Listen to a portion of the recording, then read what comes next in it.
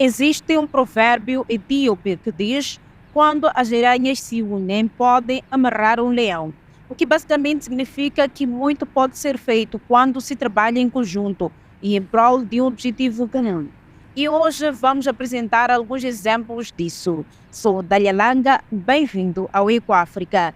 Aqui um cheirinho do que temos para hoje. Vamos ver uma forma interessante de prolongar a vida útil dos alimentos. Descubra por que viver e deixar viver também deve incluir animais.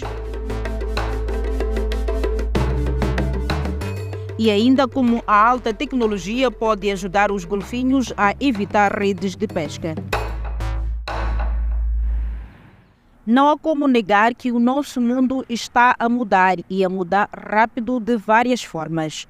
Isso forçou muitos de nós a fazer alguns ajustes importantes de forma como trabalhamos e vivemos. Aqui no Ecoáfrica recebemos várias reportagens sobre como a diminuição de reservas de peixe está a afetar a vida nas cidades costeiras.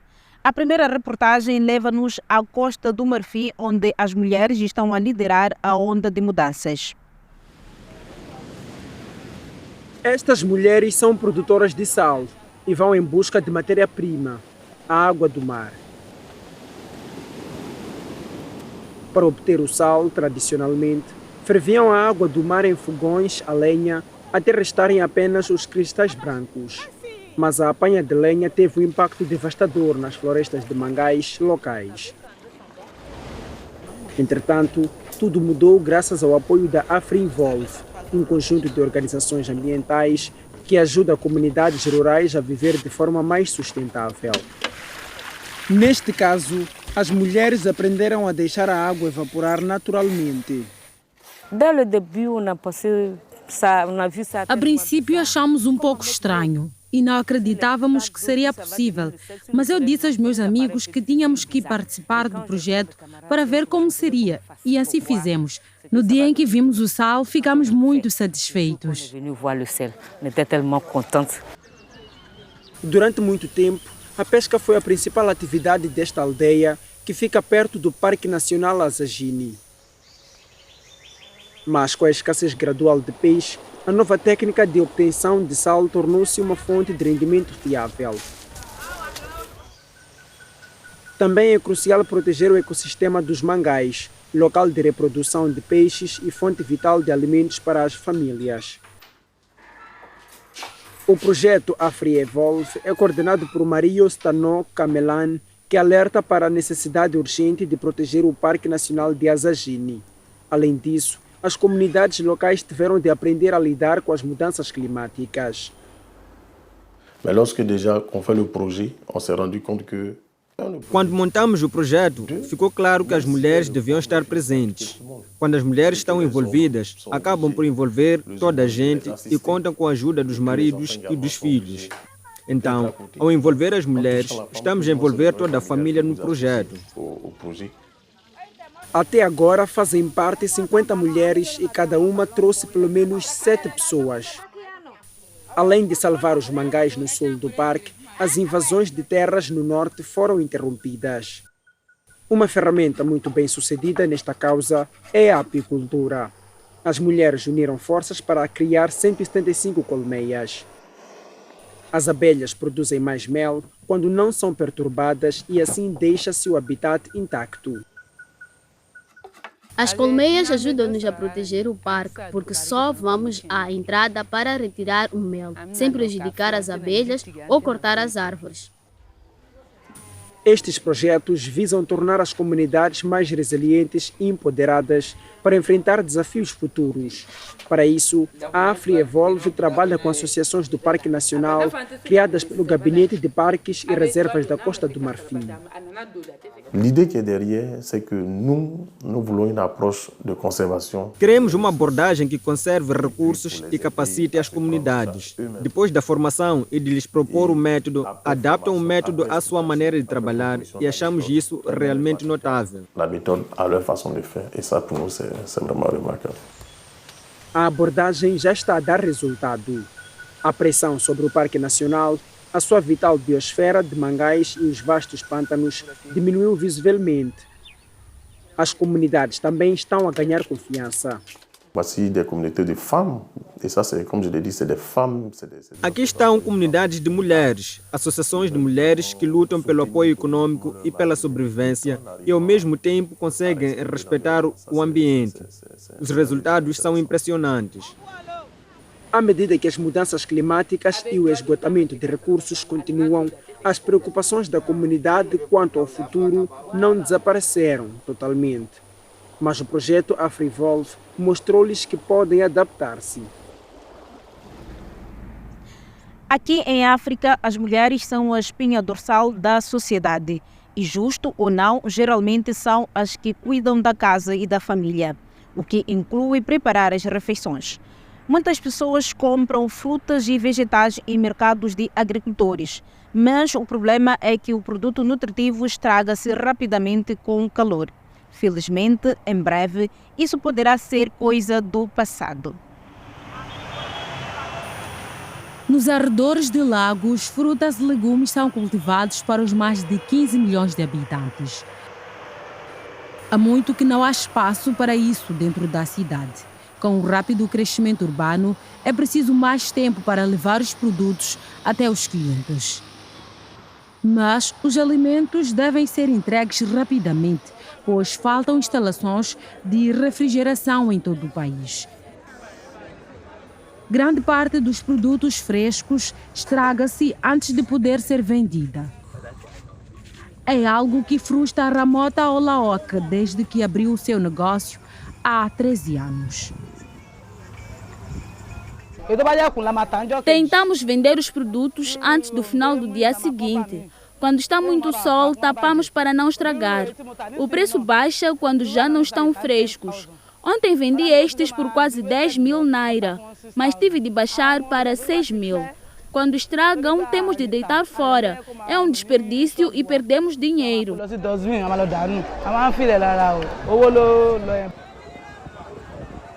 Ao mesmo tempo, muitas pessoas em Lagos não têm o suficiente para comer. Michael Simbola, fundador do Banco Alimentar de Lagos, diz que o desperdício alimentar está a aumentar.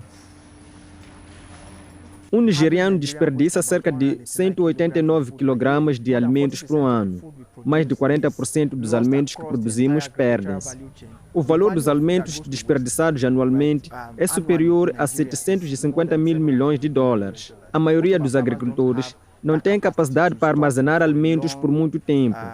Muitos dos alimentos que acabam em aterros provocam emissões de gases com efeito de estufa que afetam o clima. Esta é uma solução para a falta de espaços de refrigeração. O Cold Herbs foi desenvolvido por uma startup nigeriana. Queremos prolongar a vida útil deste produto, de 2 para cerca de 21 dias. Por isso, esta câmara frigorífica tem ajudado muito a evitar perdas pós-colheita e desperdício de alimentos. A iniciativa opera em 28 estados da Nigéria e tem mais de 6 mil clientes. As câmaras frigoríficas usam inteiramente a energia solar. Clientes como Caribou Musa pagam o equivalente a 25 cêntimos por dia para armazenar uma caixa de vegetais. Agora, o comerciante pode cobrar preços mais altos pelos seus produtos porque permanecem frescos por mais tempo. Muna da kwastomomin da ke zuwa sayan kaya irin wannan na danyen kayan nan. Antes comprávamos pequenas quantidades, apenas o suficiente para garantir que vendemos no mesmo dia. Mas agora, com a câmara frigorífica, podemos comprar a granel e armazenar sem problemas. Podemos atender às necessidades dos nossos clientes a qualquer momento. Tun daga kurun kawai za ka je ka ɗebo kayanka ne ka zo ka sayar masa ba tare da ka ce mai ya tafi sai gobe. No entanto, para muitos comerciantes, a refrigeração continua a ser um sonho. Soluções como o Cold Herbs ainda são muito limitadas e a procura é enorme. Cerca de 220 milhões de pessoas vivem na Nigéria e a população está a crescer mais depressa do que em quase todos os outros países de África. Se vive na cidade, certamente está acostumado a ouvir o barulho de aviões. Mas já se perguntou o que acontece aos aviões que já não voam? Bem, todo tipo de coisas. Aqui estão apenas alguns exemplos no Faça Sua Parte desta semana.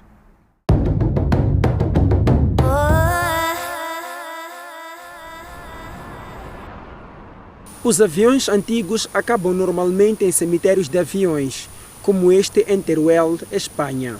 A Associação Internacional de Transporte Aéreo estima que 700 aviões saem de serviço todos os anos e o número está a aumentar. Encontrar formas de reutilizar as suas peças é mais importante do que nunca. Há 2 anos, Shane Tarton e Kevin Regan embarcaram numa aventura, reutilizar antigos aviões de passageiros. Desde então, já transformaram mais de 30 peças em artigos de jardim, escritórios móveis e casas de férias. Um aeropod custa entre 20 a 45 mil euros, consoante o tamanho e características. Estamos basicamente a comprá-los no último voo. Compramos a fuselagem e assim que aterra, encomendamos. Todo o resto do avião é reciclado e enviado para todo o mundo para ser refeito. Parte do material volta para os aviões. Usamos quase 80% do avião. As paredes e o chão precisam de mais isolamento e o casco tem de ser religado. A equipa consegue construir uma pequena casa a partir de peças de avião em 2 ou 3 semanas, completa com cozinha e casa de banho. As casas pequenas estão na moda no ZEUA e aqui, na Irlanda, cada vez mais pessoas procuram também. Muitos acreditam que construir casas grandes já não é viável. Graças às suas raízes na aviação, os aeropods são resistentes e não enferrujam. Isso torna-os uma ótima opção para casas costeiras. Gostou da ideia? Conte-nos se também está a fazer a sua parte. Visite a nossa página dw.com/português e siga a hashtag DoingYourBit. Faça a sua parte. Nós partilhamos as suas histórias. Quem não adora estar à beira-mar, pés na areia a apreciar as ondas. Mas claro, abaixo a superfície nem sempre é tão idílica como parece. O mar também está à mercê do comportamento humano. Os golfinhos são seres extremamente inteligentes, mas, como na maioria da vida marinha, são vítimas de armadilhas humanas. Agora, cientistas na França desenvolveram uma forma de ajudar os golfinhos a evitar potenciais perigos.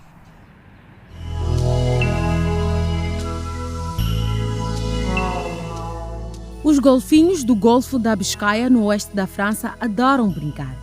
Adoram seguir os barcos de pesca, mas é um jogo perigoso. Muitas vezes acabam presos nas redes de pesca e morrem porque não conseguem voltar à superfície para respirar. Os pescadores muitas vezes devolvem os golfinhos mortos ao mar. Diz Damien Chamion. O ativista e uma equipa da Organização de Conservação Marinha, SICHIPA, estão a vasculhar esta praia em busca de golfinhos mortos.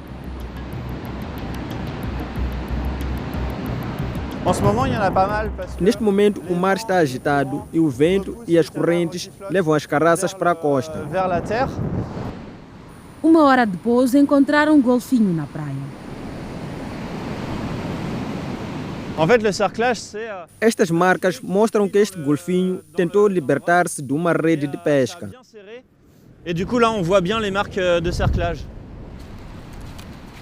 A organização frequentemente exibe golfinhos mortos em locais públicos. O objetivo é chocar para consciencializar as pessoas e obrigar os políticos a agir. Mas muitos desaprovam essa via. Os barcos de pesca que podem ter capturado o golfinho estão atracados neste porto. À medida que pescam menos e os seus rendimentos baixam, os pescadores recorrem a redes de arrasto cada vez maiores. Gilles Bardou pesca principalmente bacalhau. Admite que de vez em quando um golfinho fica preso nas suas redes, mas rejeita as acusações da organização.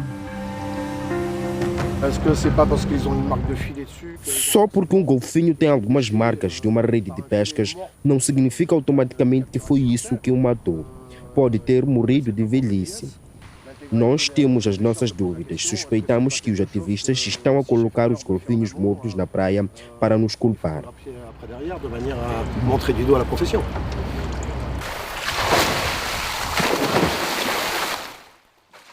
Mas o biólogo marinho Martin Bayet diz que a situação na Bahia é grave.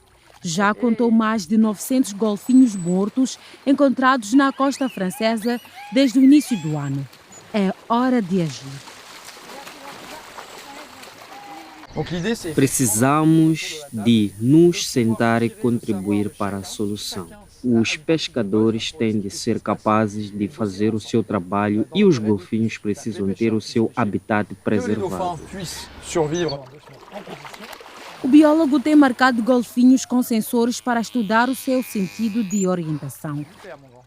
Com isso, já descobriu que confundem as redes com algas marinhas e ficam presos. Donc l'idée c'est de le rendre plus visible. Comment? Os golfinhos dependem da ecolocalização para se orientarem. As redes deviam ser redesenhadas. Dessa forma, os golfinhos viam-as como um obstáculo e as evitariam. Mas redesenhar as redes de pesca levará tempo. Os pescadores começaram a colocar sinais sonoros de alerta nas redes, mas não tem ajudado. Os cientistas e ativistas marinhos dizem que é preciso encontrar uma solução rapidamente. A Cia Chipa pediu medidas mais radicais. Este tipo de redes de arrasto nunca conseguirá retirar apenas uma espécie de peixe da água. É por isso que devem ser proibidas. É pouco provável que as redes de arrasto sejam banidas tão cedo. Mas é necessário encontrar um compromisso viável, ou os golfinhos poderão desaparecer em breve do Golfo da Biscaia.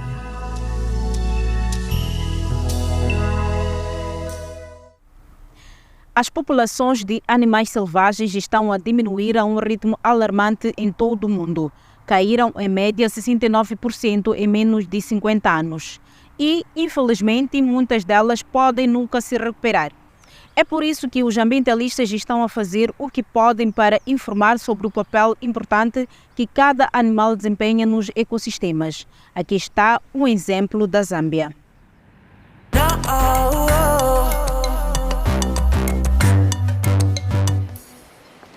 Cocheando depois de cair numa armadilha. Muitas vezes os leões, como outros felinos, são vítimas de caçadores furtivos, mesmo no Parque Nacional de Kafuai. Outro perigo são as caracaças envenenadas deixadas por donos de gado nas redondezas do parque. Fazem-no para impedir que os leões comam os seus animais. Mas envenenar a carne não mata apenas os leões, os abutres também morrem. Para proteger as aves em vias de extinção, os biólogos precisam da ajuda dos próprios abutres. Corina Kendall e a sua equipa instalaram rastreadores de satélite nas suas asas. O projeto é liderado pelo Zoológico da Carolina do Norte, no ZEUA. Os abutres marcados fornecem-nos ótimas informações sobre o que está a acontecer na paisagem. E o mais importante, ajudam-nos a encontrar envenenamentos que ameaçam tanto os abutres como os carnívoros. Os abutres não gostam de ser marcados, mas não é um processo doloroso. Quando terminar, ficarão felizes por estarem livres. Até agora, 19 abutres foram marcados com rastreadores. E em 2 anos de projeto, os guardas florestais encontraram 2 caracaças envenenadas. Pode não parecer muito, mas cada abutre que salvam é importante porque algumas espécies, como as do Parque Nacional de Kafuai, estão ameaçadas. Tanto os abutres de dorso branco como os de capuz são espécies muito ameaçadas, na verdade mais ainda do que os leões. Diminuíram rapidamente, mais de 90% nos últimos 30 ou 40 anos. Estamos realmente preocupados com as 2 espécies, porque desempenham um papel crítico no controle de doenças Com projetos como este, a equipa espera que tanto os guardas florestais como os residentes se tornem mais conscientes do papel dos abutres na natureza.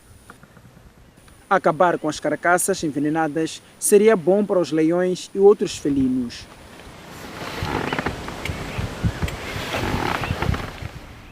Sabemos que os recursos do planeta são finitos, mas saber usar o espaço à nossa volta o mais eficaz possível é outra coisa. Como as comunidades rurais decidem se devem desmatar uma floresta para a agricultura ou deixá-la como refúgio para a biodiversidade? Na Guiné, criaram uma maneira divertida e construtiva de ajudar os líderes locais a resolver isso. Se colocarmos pessoas aqui, como é que isso afetará a vida na floresta? Este jogo de tabuleiro permite aos jogadores abordar questões relacionadas com o ambiente de forma inovadora. Na sessão de hoje, funcionários públicos em Conakry substituem os aldeões na Guiné Rural. Uma empresa ambiental francesa e uma organização suíça estão por detrás do projeto.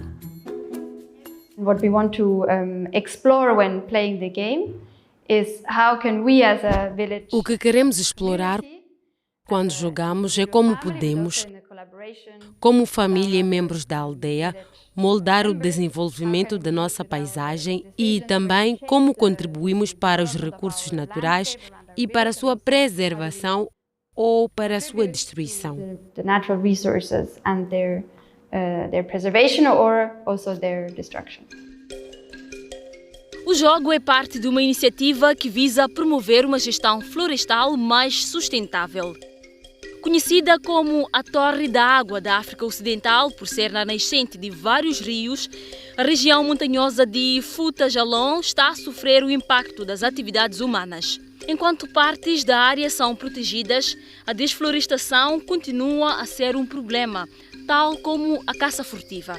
Para abordar estas e outras questões, Tierno Keita partilhou o jogo com 3 comunidades. Hoje ele está em Pelel Koura.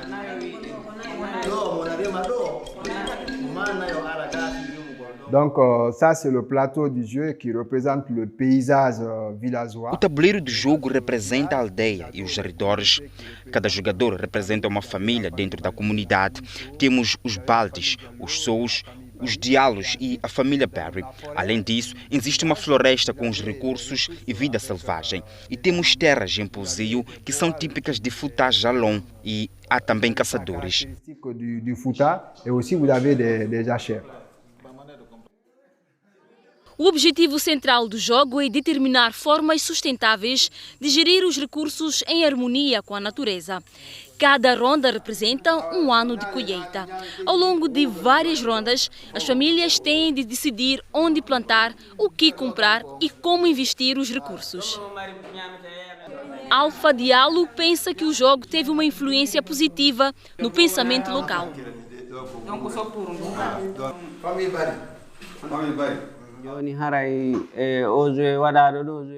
Ajudou-nos a ver como melhorar a gestão do nosso território, coabitar com os animais selvagens e proteger a floresta. No final da sessão, Diallo e os vizinhos analisam os resultados. Eles querem replantar uma área desmatada com árvore de fruto e utilizar terrenos de forma sustentável. Propuseram também acordos entre os aldeões e as autoridades locais. Decidimos concordar em conservar a floresta, não plantar culturas ao longo dos cursos de água e reflorestar esta área até a colina de Seté. O povo de Pelel Koura reconheceu os benefícios da conservação da natureza e irá utilizar o que aprendeu para uma maior sustentabilidade. O jogo está agora pronto a ser introduzido noutras comunidades também. Parece bem interessante. E você? Quais os problemas da sua comunidade gostaria de ver resolvidos? Escreva-nos e conte-nos. Ou então diga-nos se gostou do programa de hoje. Por hoje é tudo. Sou Dália Langa e despeço-me a partir de Maputo, Moçambique. Até a próxima.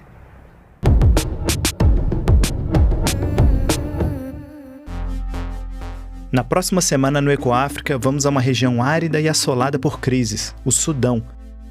Fomos ao norte do país para aprender mais sobre um tesouro subterrâneo centenário, o aquífero do Arenito Núbio. E vamos também a Barcelona, na Espanha, onde fica a maior central de dessalinização da Europa. A região tem sido atingida duramente pelas alterações climáticas e enfrenta uma forte seca. Veja tudo isso e muito mais na próxima edição do Ecoáfrica.